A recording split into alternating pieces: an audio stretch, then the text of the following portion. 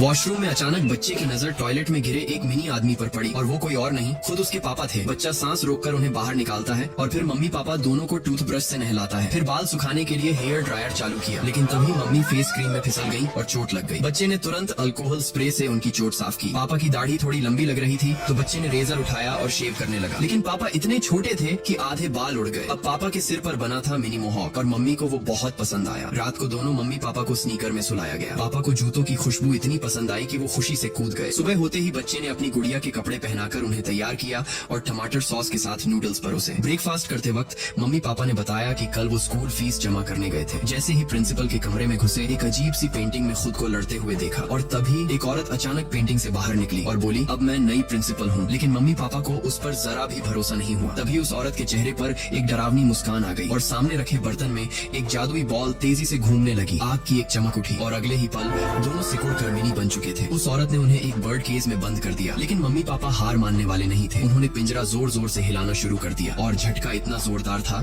कि पिंजरा दीवार से टूटकर खिड़की के बाहर जा गिरा। किसी तरह दोनों भाग निकले, लेकिन घर का रास्ता उनके लिए बहुत लंबा हो गया था। इसी बीच एक डिलीवरी बॉय बाइक से गुजरा। दोनों चुपचाप उसके फूड बॉक्स में छिप गए और इसी तरह वो अचानक अपने बेटे के सामने प्रकट हुए। कहानी सुनने के बाद बच्चे ने तुरंत एक सरप्राइज एग निकाला और उससे दो छोटे छोटे हैट्स बना दिए। फिर उसने मम्मी पापा को एक बॉक्स में टेप किया, हेलमेट पहनाया और अपनी साइकिल पर बिठाकर स्कूल की ओर निकल पड़ा। उसका मकसद था उन्हें वापस नॉर्मल बनाना। वो चुपचाप प्रिंसिपल के ऑफिस में घुसा और पेंटिंग में बने पुराने प्रिंसिपल से मदद की गुहार लगाई, लेकिन पेंटिंग में कोई हलचल नहीं हुई। तभी मम्मी पापा बैग से बाहर निकले और देखा कि जादुई बॉल वहाँ से गायब थी। लड़के ने हर जगह ढूंढा और जब उसने दराज खोली तो उसमें एक और चौंकाने वाली चीज मिली। असल प्रिंसिपल भी सिकुड़ चुका था और वहीं कैद था। दोस्तों, अब जरा सोचो, अगर तुम छोटे होकर सिर्फ एक दिन जी सकते तो क्या करते? कमेंट में जरूर बताना। मैं तो सीधा दूध में डाइव मारकर बबल बाथ लेता।